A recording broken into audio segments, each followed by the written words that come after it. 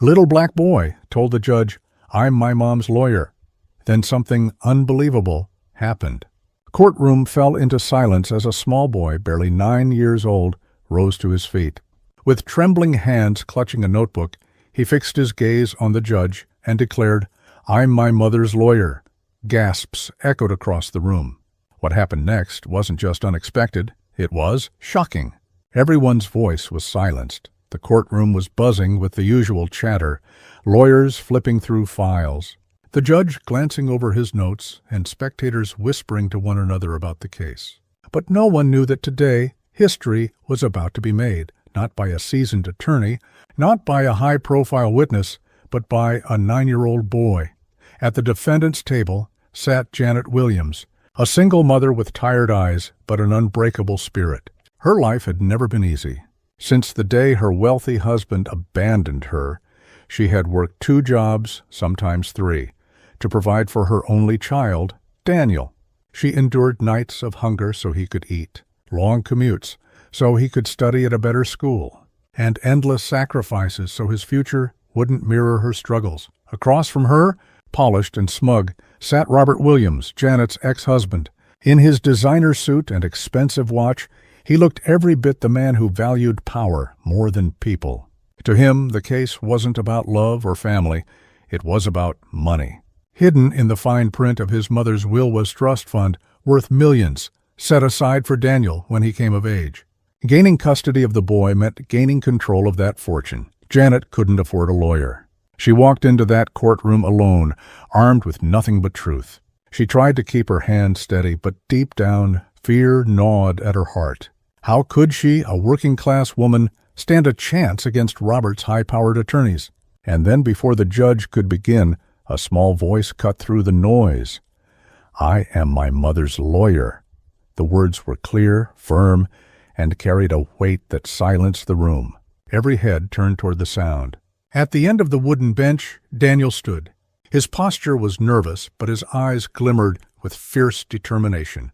He held a worn notebook close to his chest, the same one he had been scribbling in for weeks, notes, questions, and words he had practiced by flashlight when his mother thought he was asleep. Judge Harrison, known for his stern and fair demeanor, froze mid-motion. Slowly, he peered over his glasses at the child. "Excuse me?" he asked, his voice carrying both disbelief and intrigue. Daniel swallowed hard, but didn't back down. "My mother can't afford a lawyer, Your Honor, but I know the truth. I've read, I've studied, and I've prepared. If no one else will defend her, I will." Gasps swept through the courtroom. Some whispered that it was absurd, others chuckled at the innocence of a child.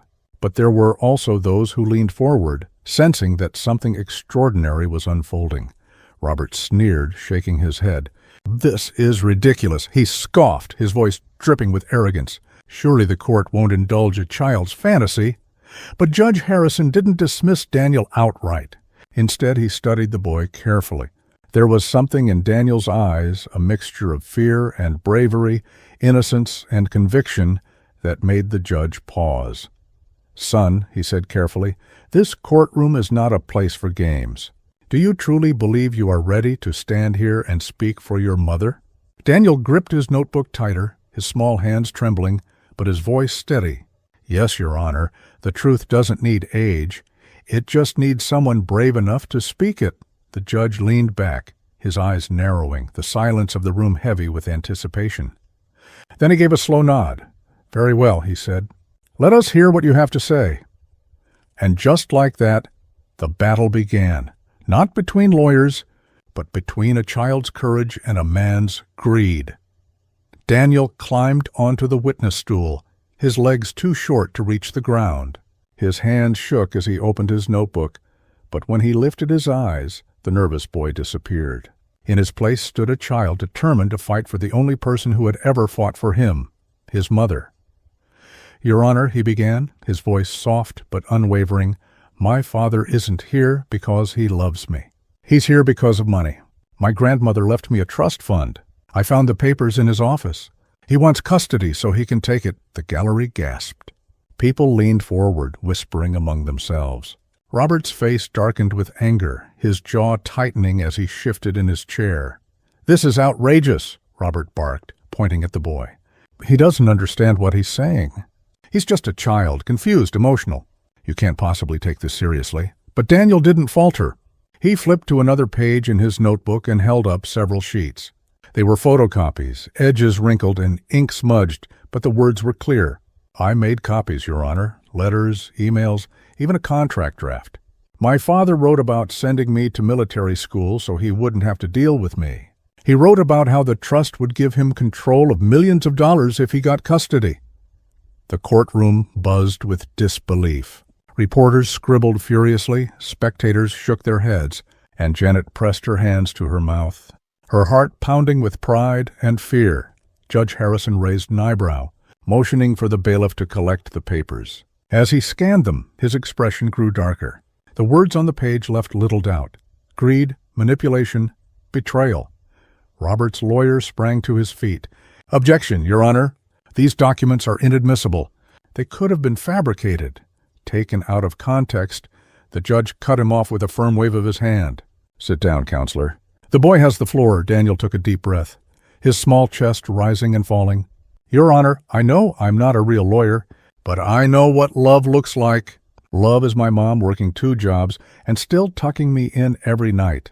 Love is her skipping dinner so I could have mine. Love is her baking me a birthday cake when Dad didn't even show up." He turned his gaze toward Robert, his voice sharper now. "Do you remember my 8th birthday? You promised me you'd be there. I waited all day, Dad. You never came. Mom baked a cake, and then she went to work because she had to. She always shows up." "You never do!" The silence in the courtroom was deafening. Even Judge Harrison, a man not easily moved, adjusted his glasses and cleared his throat as if to hide the emotion flickering across his face. Robert's composure cracked. He slammed his hand on the table, his voice rising. "This is a performance, a child's fairy tale. None of this belongs in a courtroom." But the judge leaned forward, eyes fixed on Daniel. "Young man, do you have more?" Daniel nodded, flipping to the final page of his notebook. In large, bold letters, written in a child's careful handwriting, were the words, "The truth always wins." He looked at the judge, his voice steady. "I believe that, Your Honor. And today, I'm asking you to believe it too." The room was silent. For the first time, Robert's confidence wavered, and for the first time, Janet allowed herself to hope. The courtroom felt heavier now, as though every word Daniel spoke had shifted the air. Even the court reporter, usually detached, looked up from her machine, eyes glistening. Daniel clutched his notebook tighter. His voice wavered for the first time, but he pressed on, each sentence landing like a stone dropped into still water. "My mom has always been there for me. She worked late shifts, but she'd still wake up early to pack my lunch. When I was sick, she sat by my bed all night. When I cried about Dad leaving, she held me until I fell asleep. She gave me everything she could, even when she had nothing left for herself." Janet's tears fell freely now. She tried to stay strong, but her son's words pierced straight into her heart. She had never told him about the meals she skipped, the jobs she turned down, the nights she cried alone. She thought she had hidden the struggles. But children notice. Children always notice. Daniel turned his gaze on his father. His small frame seemed to grow as he spoke. "But you, Dad, you weren't there. You didn't come to my soccer games. You didn't come to my school plays. You forgot my birthdays. I tried calling you, but you never picked up. And now suddenly you want me? Not because you love me. Because you love money." The gallery gasped again, whispers rippling through the room. Robert shifted uncomfortably, his confident smirk gone. His lawyer whispered frantically in his ear, but Robert brushed him off, his jaw set tight with anger.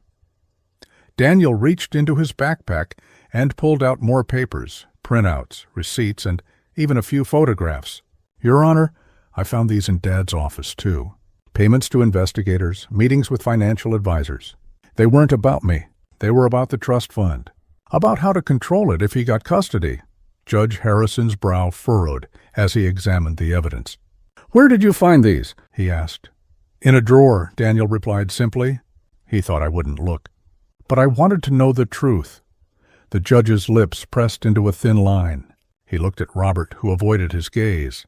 Daniel took a shaky breath, his voice softening again. I don't care about the money, Your Honor. I just want to be with my mom. She's my family. She's my safe place. She's my whole world. Without her, I'd have nothing. A hush fell over the room. Even those who had come expecting just another custody battle felt the weight of the boy's words. Some spectators wiped their eyes. Others nodded quietly, as though agreeing that truth this pure didn't need legal jargon to be understood. Robert slammed his fist against the table. This is manipulation. He's been coached. A child doesn't talk like this unless someone puts words in his mouth. But Janet shook her head, finally finding her voice. Through her tears, she whispered, No one coached him. This is Daniel's heart speaking. The judge held up a hand, silencing the outburst. His eyes lingered on the boy. Do you have anything else, son? Daniel hesitated, then slowly pulled something from his pocket. A small device, a recorder. His voice grew quiet, almost trembling. Yes, Your Honor, I have proof. In his own words. The room froze. What Daniel was about to play would change everything. The entire courtroom seemed to hold its breath as Daniel placed the small recorder on the table. His tiny fingers fumbled with the buttons, but his eyes stayed locked on Judge Harrison. This will show the truth, Daniel whispered. Click. The device crackled. Then Robert's unmistakable voice filled the room. Once I get custody, the money's mine. I don't care about the kid. I'll ship him off to military school. Janet can rot. She'll finally know what it's like to lose everything. The words echoed like poison in the silent chamber. Gasps erupted. A woman in the gallery covered her mouth in shock, while another shook her head in disbelief. The court reporter's fingers froze on the keys. Even the bailiff stiffened, jaw tightening as the venom in Robert's voice filled the air. Janet's face went pale. Tears welled in her eyes as she turned toward her son, unable to believe the courage it took for him to bring this forward. She had always feared Robert's greed, but hearing his cruel intentions spoken so plainly sent shivers down her spine. Robert shot to his feet, his face red with rage. "This is illegal!" he shouted, pointing a trembling finger at Daniel. "He had no right to record me. This shouldn't even be allowed as evidence." His lawyer tugged on his sleeve, whispering frantically, but Robert yanked away, too furious to listen. Judge Harrison's gavel slammed down with thunderous authority. Bang! Bang! Order in the court. His voice boomed across the chamber. "Mr. Williams, sit down, now." The outburst silenced, though the tension lingered. The judge leaned forward, his eyes piercing into Robert. "Is that your voice on the recording?" Robert hesitated, his mouth opening and closing, like a man searching for an escape. I was taken out of context. Answer the question," the judge interrupted sharply. Robert's voice dropped to a growl. "Yes, but it was a private conversation. This is a violation of my rights." The judge's expression hardened. "What this recording shows, Mr. Williams, is not a violation of rights. It is a violation of trust, of parenthood, and of this court's integrity." The room erupted with whispers, the gallery buzzing with outrage. Daniel sat quietly, his hands still trembling, but his eyes firm. He looked at the judge, then at his mother, before speaking again. "Your Honor, I didn't record him because I wanted to break the law. I recorded him because I was scared no one would believe me. I'm just a kid. But I knew, if people heard him, they would understand." A tear slipped down Janet's cheek as she whispered, "My brave boy." The judge's gaze softened for a brief moment before returning to Robert. "This court takes a parent's duty seriously. What we've just heard is chilling. Mr. Williams, you have much to answer for." Robert sank into his chair, his once arrogant posture deflating. For the first time his mask had cracked, and the world saw the man beneath, cold, greedy, and powerless. Daniel closed his notebook and whispered the words written on its last page. The truth always wins. And for the first time that day, even Judge Harrison allowed himself the smallest of smiles, but the verdict was not yet spoken. Justice still hung in the balance. The courtroom was silent except for the sound of Judge Harrison shuffling the papers before him. The air was heavy, filled with the weight of what everyone had just heard. Robert sat hunched in his chair, beads of sweat forming on his forehead. His once cocky demeanor was gone, replaced with desperation. Judge Harrison took off his glasses, rubbed the bridge of his nose, and then looked directly at Robert. His voice was calm but firm, carrying the gravity of decades on the bench. "Mr. Williams," he began, "this court has heard damning testimony, seen documents, and now listened to your own words. What I've witnessed today is not a father fighting for his child. It is a man attempting to use the legal system as a tool for greed. Custody is about love, safety, and responsibility. You have shown none of these qualities." Robert shifted in his seat, mumbling under his breath. But the judge's sharp gaze silenced him. Turning his attention to Janet, Judge Harrison's tone softened slightly. "Mrs. Williams, I can see the sacrifices you've made for your son. You may not have wealth or expensive lawyers, but you've given Daniel something far more valuable: unconditional love. That is what this court values most." Janet's lips trembled. She reached for Daniel's hand, holding it tightly as tears rolled down her cheeks. The judge then faced Daniel directly. His stern expression eased into something gentler. "And as for you, young man, what you did today was extraordinary. You showed courage, intelligence, and most importantly, honesty. This court doesn't usually allow children to act in such a way. But you reminded us all that truth can come from even the smallest voice." The gallery erupted into soft applause before the bailiff quickly hushed them. Still, the sentiment lingered. Every heart in that room was moved by Daniel's bravery. Judge Harrison straightened in his chair. "Therefore, I rule that full custody will remain with Janet Williams. Furthermore, due to the evidence of financial manipulation and intent to exploit the trust fund, I am ordering an immediate investigation into Mr. Williams's financial dealings." He lifted the gavel. Bang! Bang! This court is adjourned. The sound of the gavel was like thunder, final, powerful, undeniable. For a moment, the room was frozen, and then it happened. Janet pulled Daniel into her arms, sobbing into his shoulder. "You saved us," she whispered, her voice breaking with relief. Daniel hugged her back tightly, whispering into her ear, "No, Mom, you saved me every day. Today was just my turn." Reporters outside rushed to their phones, typing headlines that would spread across the nation. 9-year-old defends mother in court and wins. Camera flashes went off as the doors opened, and people began to pour out, whispering about the boy who had spoken truth to power. Robert stayed seated, his face pale, his empire of lies crumbling around him. No lawyer, no money, no manipulation could shield him now. His downfall was as complete as his arrogance had been towering. But amid the chaos, Daniel and Janet held each other, their bond stronger than any courtroom decree. And though the judge had spoken, the real verdict had already been written. Love had won, as the heavy wooden doors of the courtroom closed behind them. Janet and Daniel were met with a wave of flashing cameras and eager reporters. Microphones were shoved toward them, voices overlapping with questions. "Daniel, how did you find the courage to stand up to your father?" "Janet, what does this victory mean for you and your son? Do you believe this case will inspire other families?" Janet shielded her son with her arms, smiling through her tears. "Please," she said softly, "let my boy breathe. He's just a child." But Daniel, standing a little taller than he had hours before, faced the cameras. His small voice, though gentle, carried the weight of wisdom beyond his years. "I just did what was right," he said. "My mom always believed in me. She's my hero. So today I had to be hers." The crowd fell silent for a moment. In that silence, his words struck deeper than any headline ever could. This was not just the story of a custody battle.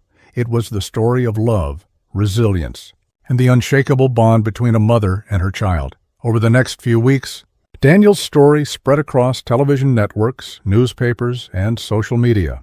People everywhere were moved. Parents hugged their children a little tighter. Teachers shared his courage as an example in classrooms. Activists pointed to his case as proof that even the smallest voices must be heard in the halls of justice. But for Daniel and Janet, life began to return to normal, or as normal as it could be after such a storm. They walked hand in hand to school, shared dinners at their small kitchen table, and found joy in the little things: laughter, warmth, and peace. One evening, as they sat on their worn sofa, Janet pulled Daniel close. "You know," she whispered, "when you stood in that courtroom, I saw your father in you. Not the man he became, but the man he could have been if he had chosen love over greed. But you, Daniel, you chose love. Daniel looked up at her with his bright eyes. That's because you taught me how, Mom. Her tears flowed again, not from pain this time, but from gratitude. She realized that no matter what trials the world brought, together they would always find a way to rise. Years later, Daniel would carry that day in his heart, not as a memory of a courtroom battle, but as the moment he discovered his voice. A voice that could challenge injustice, protect the innocent, and shine light in the darkest corners. It was the day he realized that courage isn't about age, power, or status. It's about love, and though he was only a child, his story became a timeless reminder that one brave act, rooted in love, can echo far beyond the walls of a courtroom. So the next time you feel small, unheard, or powerless, remember Daniel, the boy who stood before a judge, declared, "I am my mother's lawyer," and proved that even the smallest voice can change everything. If Daniel's story touched your heart and inspired you, don't forget to like this video, share it with someone who needs hope, and subscribe for more powerful stories of courage and love.